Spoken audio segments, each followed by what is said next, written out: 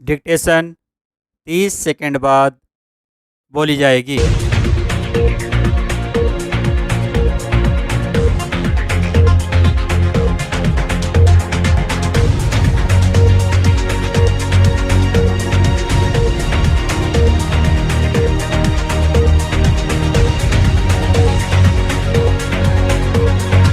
दस सेकेंड।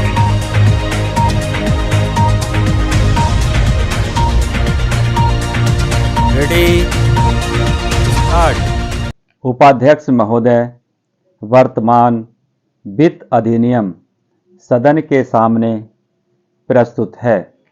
इस बिल पर मुझे बोलने के लिए आपने समय दिया, इसके लिए मैं आपका आभारी हूँ। इस बिल का एक विशेष महत्व इसलिए भी है कि यह संकट काल में पेश हुआ है।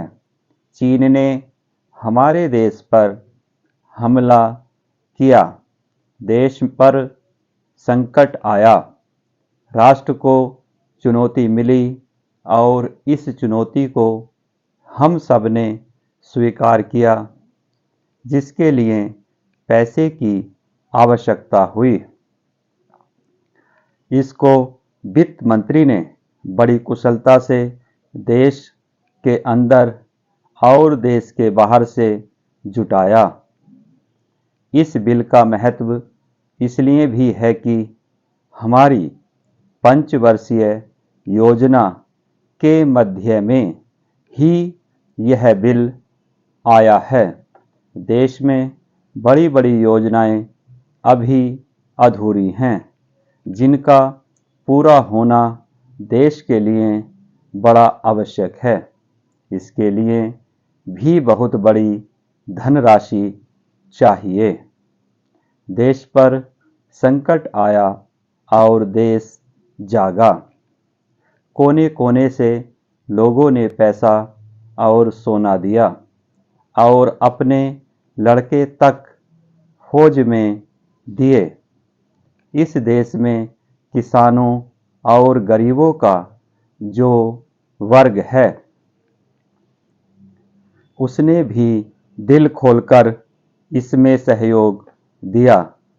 उसके बाद जो उन पर अधिक बोझ कर के रूप में पड़ रहा है या अनिवार्य बचत योजना के रूप में पड़ रहा है, उसको भी वे खुशी खुशी सहन करने को तैयार हैं। परंतु वे सरकार से भी कुछ चाहते हैं। वे चाहते हैं कि उनकी जो गाढ़ी कमाई का पैसा है, खून पसीने का जो पैसा है, वह व्यर्थ के कार्यों में न जाए और उसका सदुपयोग हो। इसके अतिरिक्त उनकी कुछ अपनी दिक्कतें और परेशानियां हैं, जिनकी ओर सरकार का ध्यान चाहिए। इस आपातकाल के समय में तो उनको इन आए दिन की कठिनाइयों से राहत मिलनी चाहिए। ऋण लेने में और अन्य कार्यों में जो अड़चनें पड़ती हैं, वे दूर की जाएं। किसान भारत की रीढ़ है। अगर इनको सुविधाएं दी जाएंगी तो देश आगे बढ़ेगा।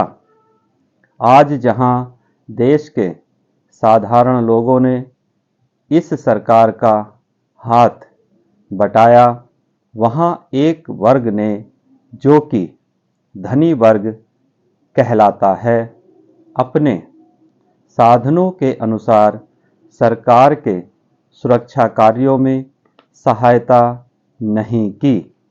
मैं यह नहीं कहता कि उन्होंने बिल्कुल सहायता नहीं की, लेकिन अपनी स्थिति के अनुसार सहायता नहीं की। जहाँ तक योजनाओं का संबंध है, इस देश को समृद्धशाली बनाने के लिए योजनाओं पर काफ़ी काम हो रहा है। उपाध्यक्ष महोदय, इसमें कोई संदेह नहीं है, लेकिन कई स्थानों पर देखा गया है कि काफ़ी काम हो रहा है, जबकि कुछ को इतनी उपेक्षा की दृष्टि से देखा जाता है कि वहाँ काम न होने के कारण वे इलाके विकास की दृष्टि से पीछे रह जाते हैं। मैं उत्तर प्रदेश का उदाहरण आपके सामने रखना चाहता हूँ। वहाँ पर चाहे उद्योग धंधों की योजना हो या किसी अन्य विकास के विषय में हो, दूसरे राज्यों की तुलना में वहाँ बहुत कम काम हो रहा है और वह पिछड़ता ही चला जा रहा है। माननीय अध्यक्ष महोदय, इस विधेयक के संबंध में इस सदन के इधर के बैठने वाले लोगों ने और उधर के बैठने वाले लोगों ने बहुत सी बातें कही हैं। जैसा कि यह विधेयक है, इसको अभी प्रवर समिति के सामने विचार के लिए जाना है और वहाँ से विचार होने के बाद यह इस सदन के सम्मुख फिर से विचार के लिए प्रस्तुत किया जाएगा।